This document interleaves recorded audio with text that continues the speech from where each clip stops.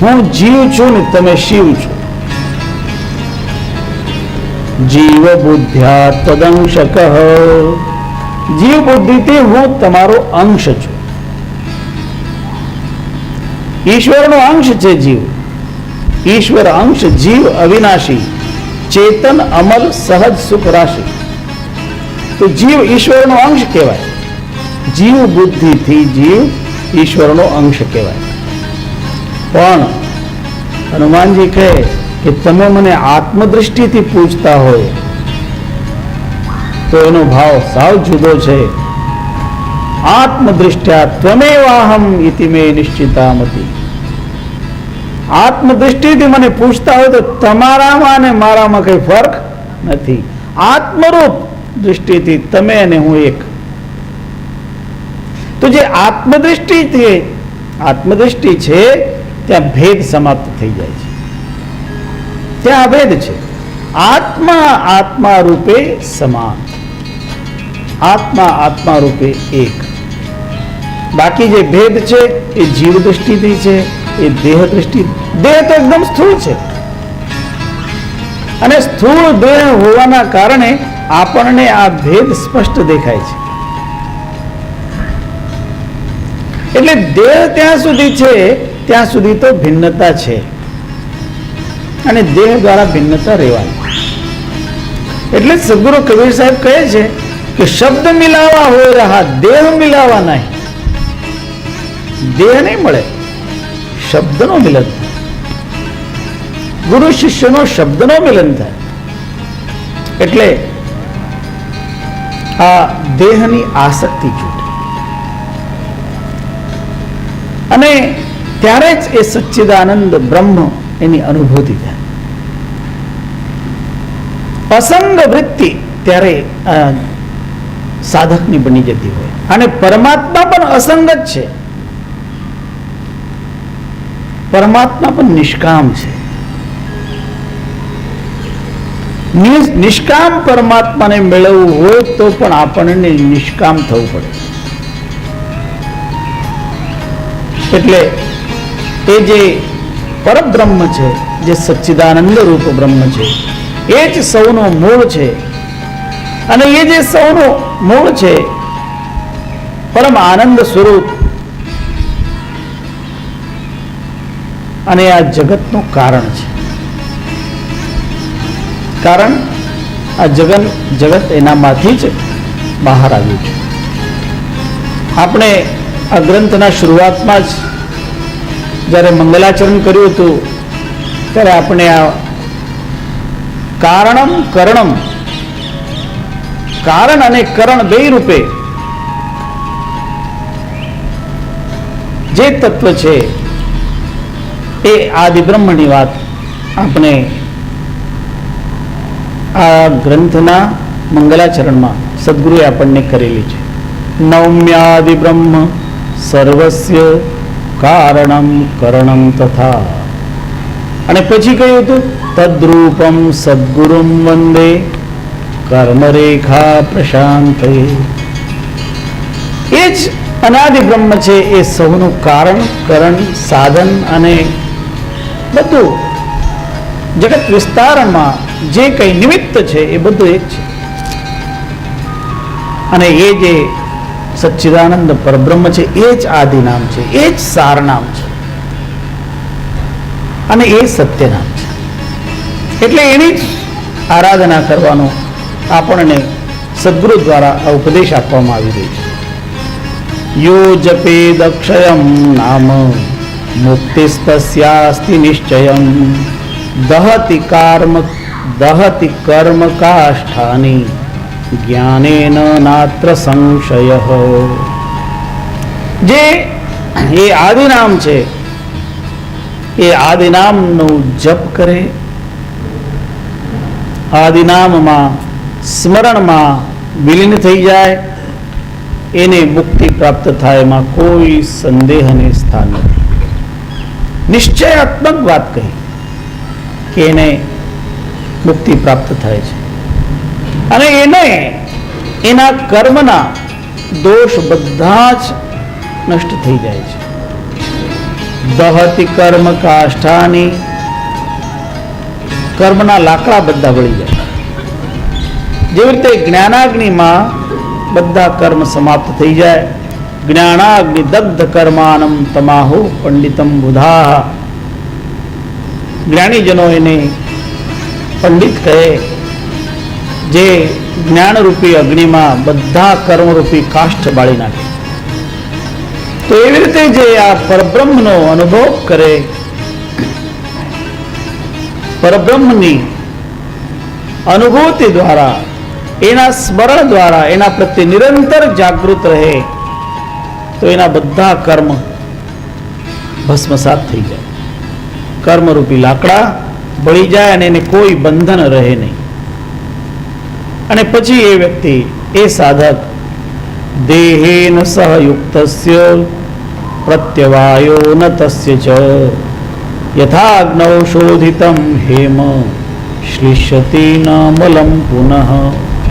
પછી એ દેહમાં રહે તો પણ દેહેન સહયુક્તસ્ય, દેહયુક્ત હોય અર્થાત દેહમાં રહેતો હોય. આ દેહમાં રહે છતાં એને કોઈ પ્રત્યવાય, પ્રત્યવાય એટલે આવરણ, બાધા, એને કોઈ બાધા નથી હોતી, કર્મની બાધા નથી બનતી. દેહમાં રહેતા અને કર્મ કરતા હોવા છતાં એના કર્મ એને બાંધતા નથી. અને કર્મ ફલથી એ મુક્ત રહેતા. કારણ એવું છે, જે અનાસક્ત ભાવથી કાર્ય કરતા હોય એના બધા કર્મ નિષ્કામ કર્મ. જગતમાં નિષ્કામ ભાવથી કર્મ કરનારાને કોઈ કર્મ બંધન કરતા નથી. સકામ ભાવથી કર્મ કરનારાને જ કર્મનું બંધન હોય છે. એટલે આપણે ત્યાં સંતોએ આપણને સમજાવ્યું છે કે તમે કોઈ ભલાઈનું કામ કરો ને તો ભલાઈનું કરો ને ભૂલી જાઓ. નેકી કર દરિયા મેં ડાલ. કોઈ વખત પણ આપણે કોઈનું ભલું કર્યું હોય ને જેને વારંવાર યાદ નહીં દેવડાવો કે જો મેં તને આ આપ્યું, તું એમ દુઃખી હતો ને મેં તને આમ સુખી કર્યો. તમે જ્યારે કોઈને દુઃખીમાંથી સુખી કર્યું હોય તો એને જ્યારે તમે વારંવાર યાદ દેવડાવો તો તમારું કરેલું ખલાસ. એટલે આપણે નેક કામ કરવાના, સારું કામ કરવાનું, પણ સારું કામ કરીને એને યાદ દેવડાવવાની જરૂર નહીં. જ્યારે આપણે એવા સારા કામોમાં યાદ દેવડાવતા હોઈએ તો થાય શું, ધીમે ધીમે એ કર્મનું ફળ નષ્ટ થઈ જાય. કારણ તમે પછી એને કહીને તમે સંતોષ મેળવતા થાવ, હો તમે મોટા, તમે આનું ભલું કર્યું. એ આસક્તિ છે. એક બહુ પ્રસિદ્ધ કથા છે. એક વખત એક રાજ્યમાં જે રાજ્યના જે નગર શેઠ હતા, જેની પાસેથી રાજાને ઘણો સારો વ્યવહાર હતો, એ નગર શેઠને હાથે કંઈક ભૂલ થઈ અને રાજા એનાથી બહુ નારાજ થયા. અને નગર શેઠને રાજાએ દેશમાંથી બહાર કાઢ્યા. અને કેવી રીતે બહાર કાઢ્યા? 3 કપડા પહેરેલા, જેવી રીતે ઈદી અમીને યુગાન્ડામાંથી આપણા લોકોને બહાર કાઢ્યા છે. કોઈ કારણવશ રાજા નારાજ થઈ જાય તો રાજાને વાંદરા શું કરે, કઈ કહેવાય નહીં. એટલે એ રાજાએ નગર શેઠને એવી રીતે બહાર કાઢ્યા. તો નગર શેઠ એમની ધર્મપત્ની ખાલી હાથ એ નગરમાંથી નીકળ્યા. કોઈ વાહન પણ નહીં, કાંઈ જ નહીં, હાલીને જ જવાનું, કારણ બધું જ લઈ લીધું. અને એ ચાલતા ચાલતા ચાલતા બીજા રાજ્યમાં પહોંચી ગયા. ત્યાં એમને સાંભળેલું કે આ રાજ્યમાં જે રાણી છે એ રાણી બહુ ઉદાર છે. અને એ રાણીમાં એવા હતા કે એમને ઘોષણા કરેલી કે કોઈ વ્યક્તિ આવીને મને એનો પુણ્ય આપી દે તમે એની કિંમત એને આપો. એ પુણ્યને વેચાતું લેતા. તો આ નગર શેઠે વિચાર કરેલો કે ભાઈ એ અહીં રાણી સાહેબા પાસે આપણે જઈએ તો આપણે જે ઘણું બધું પુણ્ય કરેલું છે એમાંથી થોડુંક એમને આપી દઈએ અને એનાથી જે કંઈ ધન મળે તો ફરી આપણો બિઝનેસ ચાલુ થઈ જાય. એટલે એ નગર શેઠ પોતાની પત્નીને કહે કે જો કાલે મારે જવું છે રાણી સાહેબાને મળવા, તો વહેલા સવારે કંઈક તૈયારી કરી દે. તો નગર શેઠની ધર્મપત્ની જે કંઈ મહેનત કરીને થોડું ઘણું કમાણી કરી હતી, શારીરિક શ્રમ કરીને મેળવેલી કમાણી, બે જણાએ જે કંઈક થોડો લોટ હતો ઘરમાં, એ લોટની એમને 6 રોટલીઓ બનાવી, નાની નાની રોટલીઓ બનાવી અને એમને બાંધી દીધી. એને સાથે મીઠું, બીજું કંઈ નહીં, મીઠું ને રોટલી, કારણ બીજું કોઈ હતું નહીં, એટલી ક્ષમતા નહોતી. એ રોટલીઓ બાંધીને સવારે સવારે આ નગર શેઠ રાણી સાહેબાને મળવા માટે નીકળ્યા. ચાલતા ચાલતા ચાલતા બપોરનું ટાણું થયું. એક જગ્યા એક વડલાનું ઝાડ જોયું, ત્યાં બાજુમાં એક કૂવો હતો. તો વિચાર કર્યો કે કૂવો છે ને ઝાડે છે એટલે અહીં બેસીને થોડું ઠંડુ પાણી પીએ અને આ રોટલી ખાશું. એમ વિચારથી એ નગર શેઠ ઝાડ નીચે આવીને બેઠા. કૂવામાંથી પાણી કાઢ્યું, હાથ મોઢું ધોયું, પાણી બાજુમાં રાખ્યું અને જે ગાસડીમાં રોટલી હતી એ ડબ્બો ખોલ્યો. તો જેમ રોટલીની સુગંધ આવી એટલામાં ત્યાં એક કૂતરી જમીન ઉપર લસડતી લસડતી એકદમ એના પેટ એકદમ ચોટી ગયા હતા. કેટલાય દિવસની ભૂખી હશે અને એના 6 ગલુડિયા હતા, એનું દૂધ પીતા હતા. હવે જે માં એકદમ ભૂખી હોય એના ગલુડિયા એનું દૂધ પીતા હોય એ કેટલી દુખી, કારણ કે ચાલી નહોતી શકતી. તો એ લસડતી લસડતી એ શેઠને જોઈને એના પાસે આવી. એ શેઠે એને જોયું. શેઠ બહુ દયાળુ, એમને જોયું કે ઓહો આ એના ગલુડિયા એનું દૂધ પીએ છે અને આ તો એકદમ ભૂખી લાગે છે, એટલે એક રોટલી કાઢી અને એને આપી.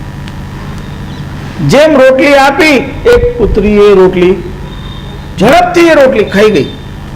ખાઈ ગઈને ફરી મોઢું દેખાડે. શેઠે બીજી રોટલી આપી અને એ પણ એક કૂતરી ખાઈ ગઈ. એમ કરતા કરતા શેઠ વિચાર કરે કે આ બહુ ભૂખી છે, એટલે 6 રોટલી એને ખવડાવી. શેઠ વિચાર કરે મારું કામ તો, એટલે પોતે પાણી પીને ફરી યાત્રા શરૂ કરી અને યાત્રા કરતા કરતા એ રાજમહેલ સુધી પહોંચી ગયા.